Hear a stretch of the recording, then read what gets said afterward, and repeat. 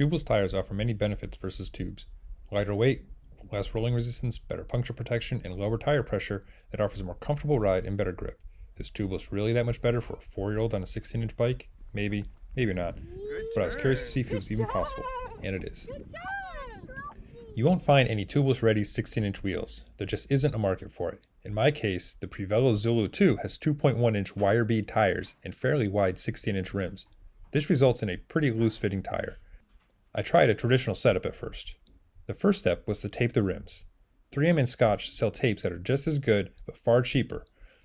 I then installed the valve stem and tire. The fit was fairly snug, not nearly as loose as my fat bike tires and rims. However, no matter how hard I tried, I could not get the tire to inflate, even using an air compressor. It might be possible, but with Plan B ready, I decided to call it. Fat bikes can be extremely hard to set up tubeless. Fatty strippers were developed to make it much easier and reliable. The same principle was used to make a tubeless solution for kids' 16-inch and 20-inch bikes. The idea is simple. A thin latex strip is put over the rim before the tire is installed. It is essentially the same as the split tube method, but much lighter and easier to install. Installation was pretty easy. If your tires are dirty, be sure to wash them well. If they are dirty, it can allow dirt and debris to get in where it shouldn't and cause leaks or bigger problems later. I first removed the tire and the rim strip.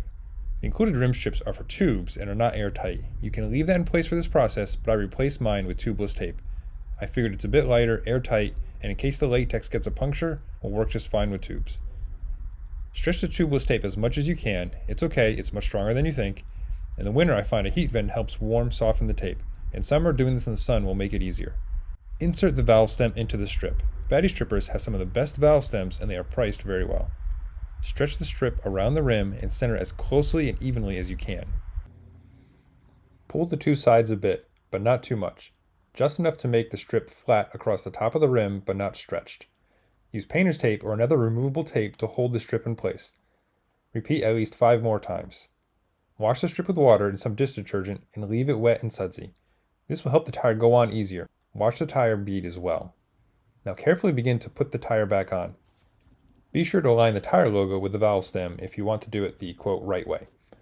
After you've done one side, put the other side on, but leave a few inches off so you can add sealant.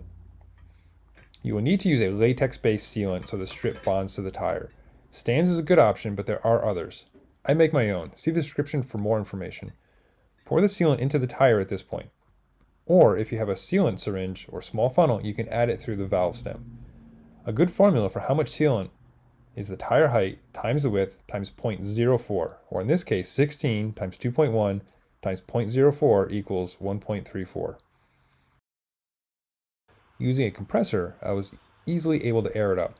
The first time I didn't add any sealant just to see how airtight it was. It did air up, but was not very tight and all the air leaked out in a few minutes. I then added sealant through the valve stem and aired up again. For a second or two, some sealant bubbled out, and that was it. It was airtight and ready to ride. You don't have to trim the excess latex strip. The best way to do that is to pull the latex a bit and run scissors around the wheel. For a clean look, go as close to the tire as you can. Depending how much sealant you add, you can save at least 120 grams. That is more than a quarter pound of weight where it matters most. You can also run lower tire pressure and not worry about pinch flats. I hope that helps. Details on where to purchase materials shown in this video are below in the description. If you want to see more videos like this, be sure to subscribe and let me know what you may want to see in the comments below.